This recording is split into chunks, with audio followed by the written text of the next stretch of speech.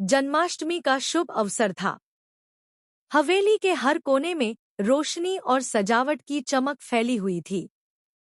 घर के आंगन से लेकर मंदिर तक रंग बिरंगी झालरों और फूलों से ऐसा प्रतीत हो रहा था मानो पूरा घर किसी दुल्हन की तरह सजा हो।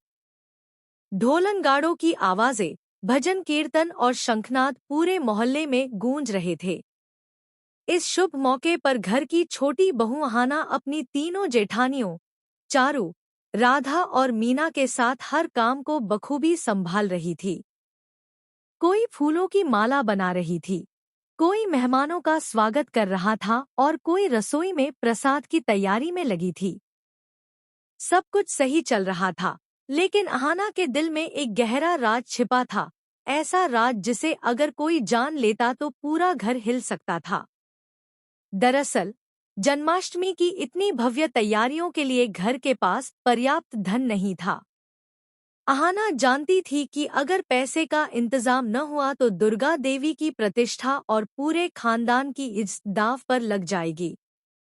इसलिए उसने बिना किसी को बताए अपने खानदानी कंगन गिरवी रखकर साहूकारनी से 500 रुपए लिए और उसी पैसे से सभी तैयारियां पूरी की।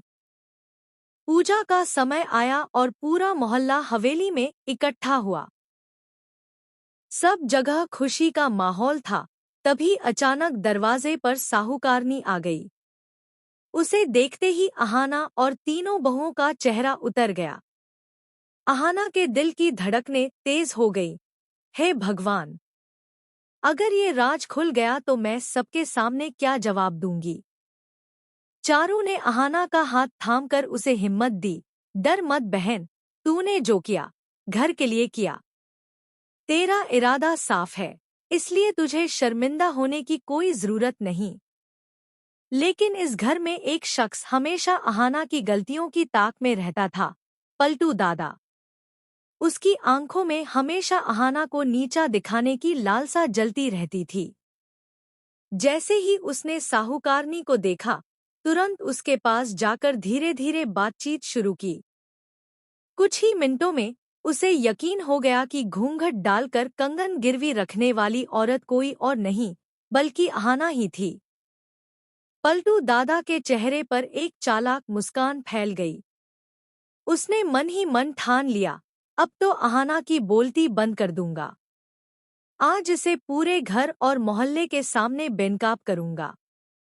वह सीधा दुर्गा देवी के पास पहुंचा और जोर जोर से बोला, माँ, आपकी छोटी बहू ने हमारे खानदान की इस मिट्टी में मिला दी है।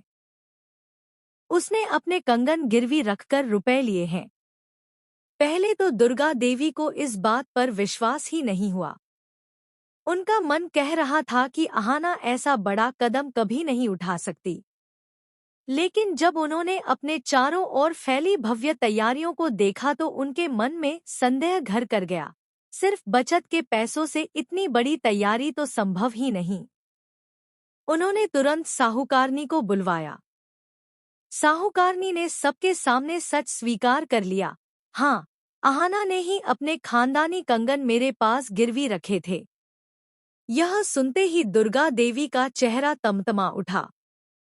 गुस्से से कांपते हुए वे अहाना के पास गईं और सबके सामने उसे जोरदार थप्पड़ जड़ दिया। पूरा माहौल सन्नाटे में बदल गया।